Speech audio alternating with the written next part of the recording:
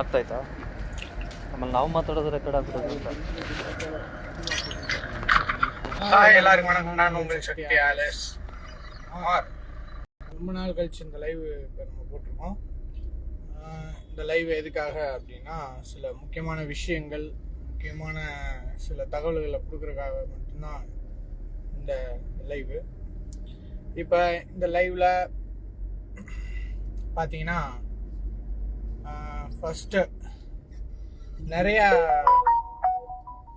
Rumours, தேவையில்லாத rumours, நிறைய rumours போய்கிட்டு இருக்கு. நிறைய ரூமர்ஸ் வந்து நிறைய நம்ம கொடுக்காத சில தகவல்கள் எல்லாம் நம்ம கொடுத்த மாதிரியே வெளில போயிட்டு இருக்கு. அது யார் பண்றாங்கன்னு தெரியல. அதே மாதிரி பார்த்தீங்கன்னா,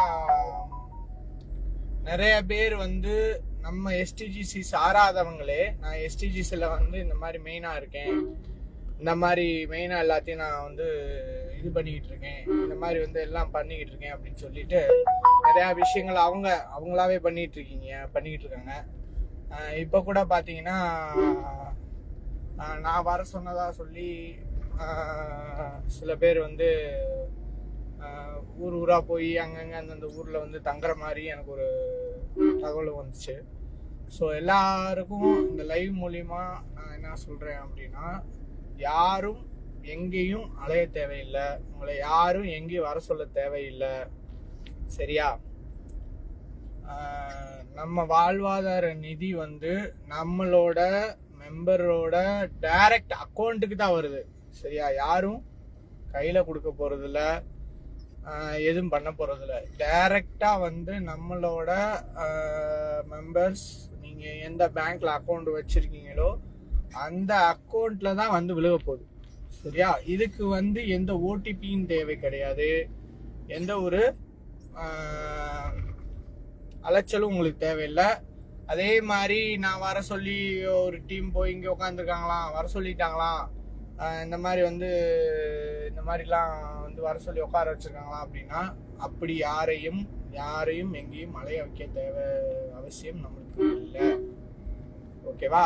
டைரெக்டாக பேங்க் அக்கௌண்ட்டில் நம்ம ப்ரொடியூஸ் பண்ண போகிற அமௌண்ட்டுக்கு நம்ம எதுக்கு ஆளுங்களை வர சொல்லணும்? நம்ம வர சொல்லணும்னு அவசியம் இல்லை, ஒன்று.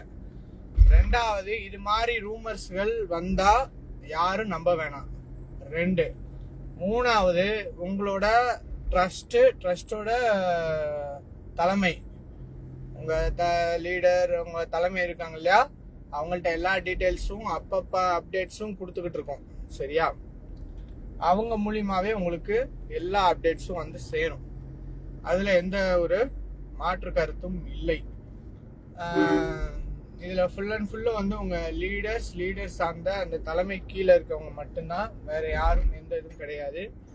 ஸோ எந்த ஒரு ரூமர்ஸையும் நம்ப வேணாம், யார் சொல்கிறதையும் நம்ப வேணாம். இப்போது சரி சார், இதெல்லாம் நீங்கள் சொல்கிறீங்க, ஓகே, நம்ம வந்து இத்தனை நாளாயிடுச்சு, எப்போ சார் நம்ம இது முடியும், எப்போ வந்து நம்ம வந்து எல்லோரும் ஹாப்பியாக இருக்கலாம் அப்படின்னு எல்லோரும் நினைக்கிறது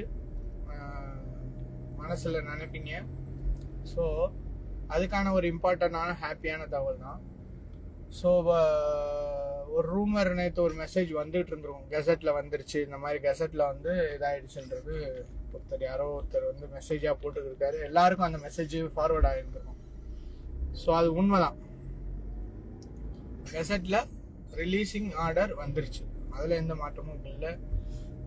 இப்போ இன்கம் டேக்ஸ் கிளியரன்ஸ்க்காகவும் கிடச்சிருச்சு, எல்லாமே முடிஞ்சிருச்சு.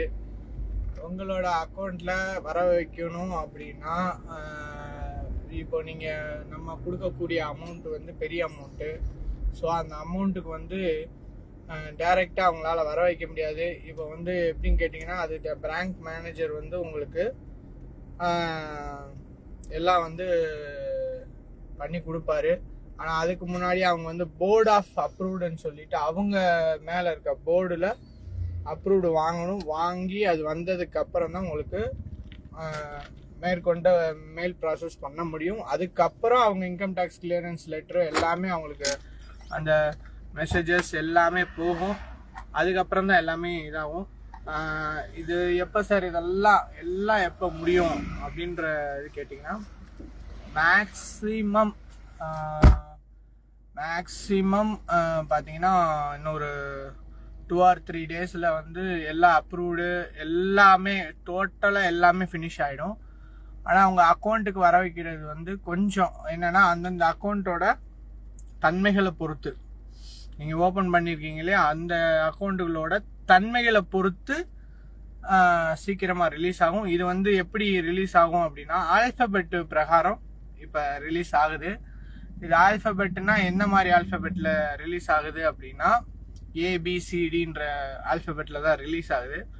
இப்போ அது எப்படி ரிலீஸ் பண்ணுறாங்க அப்படின்னா இப்போது அண்ணாதுரை ஆறுமுகம் அவங்க தான் ஏல இருக்காங்க.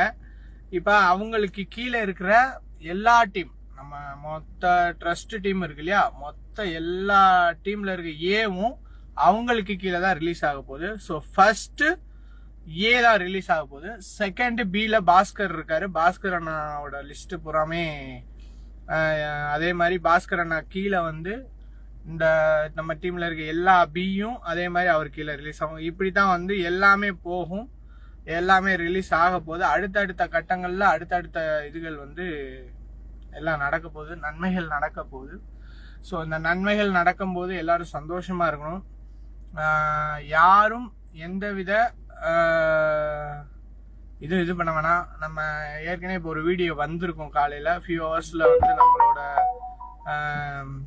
இது வந்து ரிலீஸ் ஆக போகுதுன்னு சொல்லிட்டு அந்த ஃபியூ ஹவர்ஸில் இப்போ நம்ம ஃபண்டை வந்து ரிலீஸ் பண்ணிட்டாங்க. ஸோ இனி வந்து நான் சொன்ன மாதிரி இந்த இது மட்டும்தான். ஸோ இயர்லியாக எல்லாரும் எல்லாமே எல்லா விதமான அந்த இறைவன் அருளால் சந்தோஷங்கள் எல்லா குடும்பத்திலையும் நடக்க போகுது.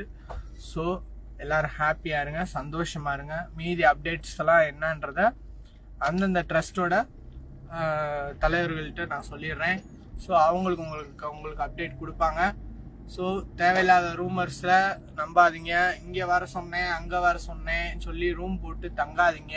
எந்த ஊருக்கும் உங்களை யாரும் பயணம் சொல்லவில்லை, உங்களை பயணம் செய்ய சொல்லவில்லை. சரியா? யாரையும் எங்கேயும் கூப்பிடல. அப்படியே கூப்பிட்டாலும் லீடருங்களை மட்டும்தான் கூப்பிடுவோம், அவங்க மட்டும்தான் வரணும். ஸோ மற்றவங்கள யாரையும் நம்ம வந்து மெம்பர்ஸுங்களை இங்கே வந்து தங்குங்க அங்கே வந்து தங்குங்கன்னு சொல்லி நம்ம யாரையும் கூப்பிடலை. உங்களுக்கு கிஃப்ட் அமௌண்ட் ஏற்கனவே ரெடி ஆயிடுச்சு. ஸோ அதுக்கான தகவலையும் லீடர்ஸுங்கள்கிட்ட கொடுத்தாச்சு. கிஃப்ட் அமௌண்ட் ரெடியாக இருக்குது. ஸோ அதுக்கான நீங்கள் கிஃப்ட் அமௌண்ட்டு வந்து நீங்கள் வாங்கணுன்னா அதுக்குரிய ரூல்ஸ் அண்ட் ரெகுலேஷன் என்னன்றதை உங்கள் ட்ரஸ்ட்டு